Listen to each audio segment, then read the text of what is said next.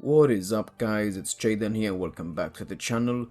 So guys, in this video we're going to be talking about Stranger Things Volume 2 and Volume 1.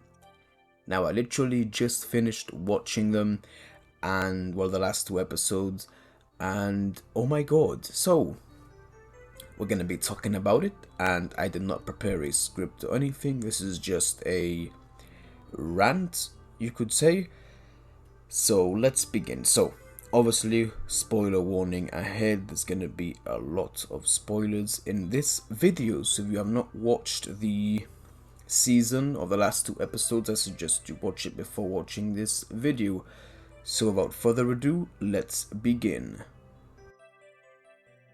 So first we're gonna begin with Eddie. Now we all knew that a character was gonna die in this season. You know, Stranger Things is known for killing off likable characters like Bobby, like I think his name was Alexei, that guy from season 3 when he was with Murray in the theme park. Oh, that was a great scene. But yeah, we knew that someone was gonna go. Well, technically two people have gone, but we'll get into that later.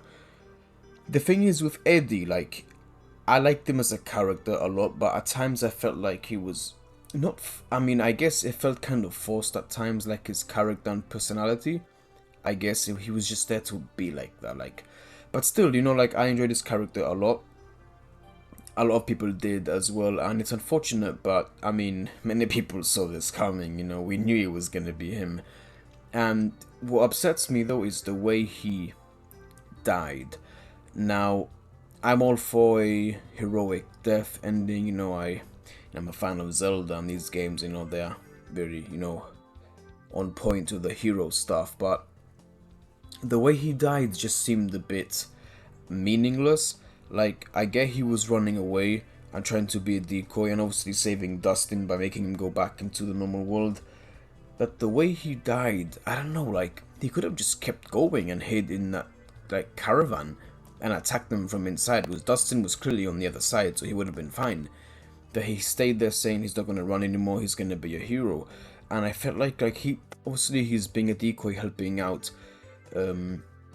Steve, Nancy and Robin because they're obviously trying to kill Vecna, but it felt very forced and stupid. Like I don't know, like that's just how I feel. I feel like it wasn't as impactful as it should have been. Now Dustin crying his eyes out, and it got me very emotional. You know, there were tears. I mean, I teared up a lot in this episode. I guess a lot of people did too. But yeah, his death felt very weird, and I am gonna miss him a lot as a character, but it's a shame. And Chrissy as well, like on the topic of Eddie, Chrissy was also a very likable character, and it turns out that when they filmed the scene with Chrissy and Eddie dying, they actually filmed that first before they filmed the scene of them talking in the woods, and they realized that they had a lot of chemistry, so they basically killed her off and then realized they had good chemistry with each other, so they couldn't keep her on the show, which is quite funny if you think about it. But yeah, moving on to Max. So here we go with Max. Now, at the end, she technically dies for like a minute, and then 11 revives her in a way using her powers, like makes her heart beat again or something. So she's in a coma now, and obviously I think they put her limbs back together because they're in casts and stuff. And when, you know, Dr. Brenner mentioned in that episode that when Vecna kills his victims, he takes their memories and technically like their soul, their thoughts, their memories, he literally takes them. And I feel like with her body technically intact, she's in a coma. So my theory is in the next season, when they kill Vecna, she will return back to normal because she'll gain her memories and basically her brain back. And I feel like she's gonna be in a coma for the rest of season 5, which is not gonna be able to do much. That's what I feel, because if they wanted to kill her off, they would have done it on the spot. They wouldn't have waited and put her in a coma. They would have just been, you know, done and dusted, and that's it. She's gone. So I think she's gonna survive next season, and she's gonna be in a coma until they kill Vecna. Now back to Dr. Brenner. So his death was actually, I think, the most enjoyable. Not because he was an evil character. I mean, every character has questionable morals, like I enjoy everyone's character arc, but the thing is with Brenna and Eleven, that was done perfectly. Because during the season, Brenna kept telling Eleven that she's not ready, she cannot fly on her own, and she's not strong enough. And technically, he was correct because they failed to stop him. If it wasn't for her, Max would have been dead. And honestly, I think it could have gone a lot worse. So there's a bit of truth to that, but not entirely.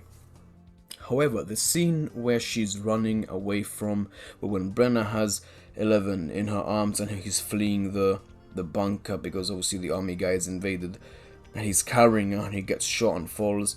Her standing up, fighting that helicopter, bringing that helicopter down, just showed Brenna and the audience that yes, she can fight by herself, she can walk by herself. She doesn't need Brenna, she doesn't need anyone to help her, she's capable.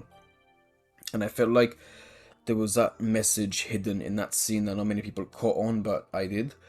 And I really enjoyed that. And it's a good metaphor because, you know, he said that she couldn't fly, technically. You know, you gotta walk and then run and then fly. And she took down something that was flying. I felt like that was some good storytelling there, good storytelling. But yeah, his death as well, I saw coming. I didn't think he was gonna survive that season. And the scene where he's, you know, telling Eleven that she needs to understand that what he did to her was for her own good and because he loved her. I like how she didn't say she understood, because obviously that is not true. He was very selfish, and because of him using her to find Henry, it's what caused all this to even happen in the first place. So, yeah, pretty bad. Moving on. The next part of this technical review is Jonathan, Will, and Mike. I felt like they were very underused in this season, and I think it's because there's so many characters now that it's hard to give everyone something to do. Especially Jonathan and Will. Like, what did Jonathan do this entire season besides smoke pot and get high? He's done nothing. I mean, yeah, he drove the kids around and looked after them, but that's pretty much it.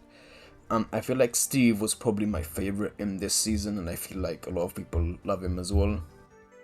His character arc for me has been the best so far in the entire show, and I feel like Steve, I honestly thought he was gonna die as well. I was fearing that he was gonna die, but he didn't, which is good. However, there's still one season left, and I hope he does not kick the bucket. Moving on, I don't even know his name, but the blonde guy that's with the football team. And, you know, he fights Sinclair with the gun when Max is being, you know, taken by Vecna. That scene I felt like was a bit stupid. And after all that happened, obviously he's misunderstood. He doesn't know what's happening. I mean, imagine you're there and then some guy tells you that there's this dimension and this and that. Like, you wouldn't believe him. But he dies because when the rift opens after Max is technically killed for a minute, the rift splits him in half, so he's just gone, that's it. And within a few seconds he's killed off, and no mention of him at all afterwards. I felt like he was just there to add that extra conflict with Sinclair, and I feel like that was a bit stupid as well. But he's gone very quickly, he's out of there. He was just there to be that annoying character, which is alright. You know, not every character needs to be full of, you know, story or in-depth or anything. That's fine. You can have filler characters, that's no problem. Moving on. So now we get to Joyce, Hopper, and I forgot those Russian guys, their names. One of them was Yuri, which is the crazy guy. Bro, he was so funny throughout the season. He made me laugh so much. Bro, his jokes, oh my god, they were amazing. But, yeah, I like how he had a small redemption of being, you know, the coward, always trying to make up excuses, but he ends up actually saving them at the end of the helicopter.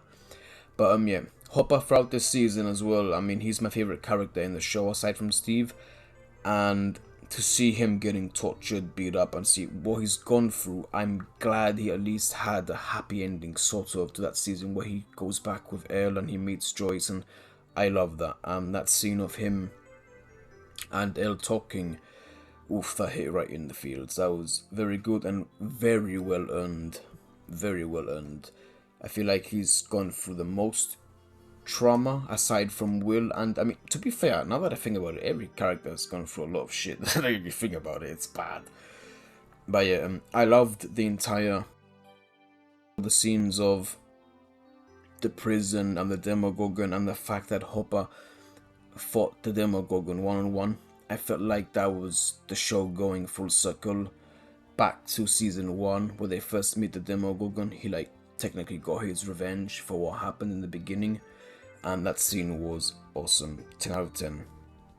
Then we have that scene of Robin, Steve, and Nancy killing the shit out of Vecna, throwing Molotovs at him, shooting at him with the gun. Brilliant. I knew he wasn't gonna die. I mean, we all knew he wasn't gonna die. The show wasn't gonna end there. Still amazing. But now we get to the ending of the show, the ending. So yeah, the rift was opened up, and in the last few shots, after everyone's doing their own thing, you have, although one side note, everyone is actually back in Hawkins now. It's been a whole season, and I'm just happy to see everyone back together. So what I want for the next season is an all-out war where all our characters are together and it's a massive battle. So anyways, the ending. The rift is opened. They notice the plants dying out, that same weird flaky stuff, like dust that's falling out of the sky, just like how it is in the Upside Down. And yeah, it's pretty bad, and it seems like an all-out war is gonna break. However, there is a loose end that really bothers me, and that is, I think her name was Callie. She was from season 2. She was the girl that had powers like 11, and she hasn't been mentioned or brought up at all. Her mother, Elle's mother, was brought up a few times, and I'm hoping they put her in the next season, you know, during the fights with Vecna, maybe her mom as well, during the fight with Vecna and his army, because I feel like that is a big loose end they haven't even spoken about at all. Like, Callie would have at least seen the news or seen those rifts or like something. She would have found out somehow about what's going on in Hawkins, and then, you know, probably realize that it's to do with 11, because obviously they were together. But yeah, that's a big loose end that they need to tie. That's bothered me a lot. But yeah, that's pretty much it. I give the season a 9 out of 10. It was all around amazing. That scene from Volume 1 where Max ran across the Upside Down with the song. God, I love that song. But yeah, all around 9 out of 10. Very good ending to Season 4. The only thing I disliked was Eddie's death. I felt like it wasn't earned, and I am going to miss him a lot. He was a great cast. He was a great character. Good addition to the cast. And yeah, we'll see what's next in a minimum a year, because that's how long we're gonna have to wait, which sucks. So yeah guys, thank you so much for watching. Leave a like and subscribe for more, and I shall see you in the next video. Take care guys, peace.